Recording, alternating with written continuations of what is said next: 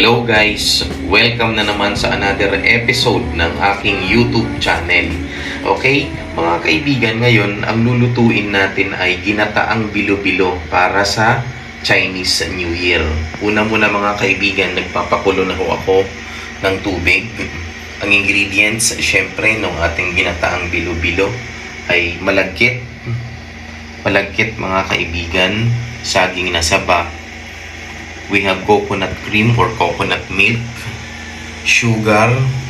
Nagpakulo na rin ho ako ng tapioca or sago. Of course, we have yung glutinous rice. Mga kaibigan, ito ho yan. Galing ho yan dito na binilog-bilog ko mga kaibigan. Mabibili po yung glutinous rice na ito sa mga leading supermarkets, sa mga groceries, sa mga palengke nationwide, okay? Dahil nasa boiling point na yung ating tubig, pwede ko na ilagay mga kaibigan yung ating malagkit.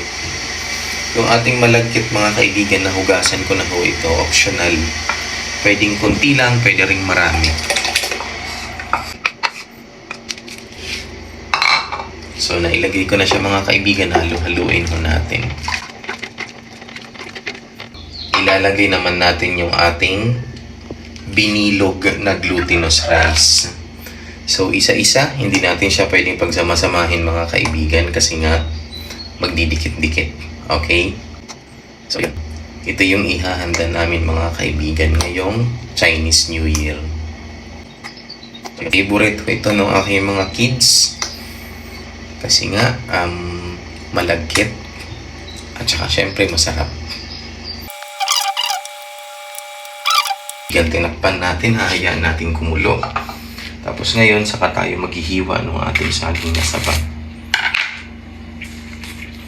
Yung pag-create, mga kaibigan, ng saging na saba, ihiwain natin sa gitna para hindi masapawan yung ating binilog na glutinous rice.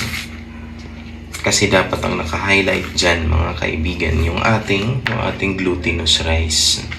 So yan, hiniwa ko yung saging into 2. Tapos saka natin naman hihiwain into cubes.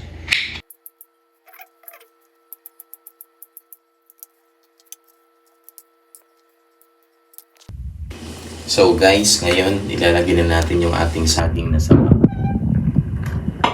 So syempre tatakpan natin ulit. Luto na yung ating saging na saba, luto na rin yung ating bilo-bilo. So ilalagay naman natin yung ating sago.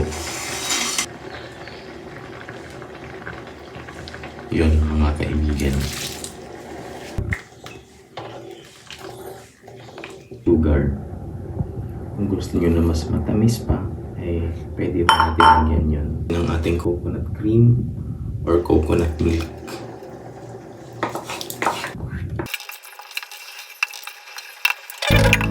Kaibigan, luto na yung ating bilo-bilo. So, okay. This is ready to serve. So, ayan, mga kaibigan.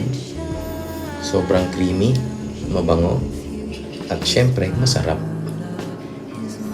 Alright. Once again, guys, please do not forget to subscribe on my YouTube channel and please share. Thank you.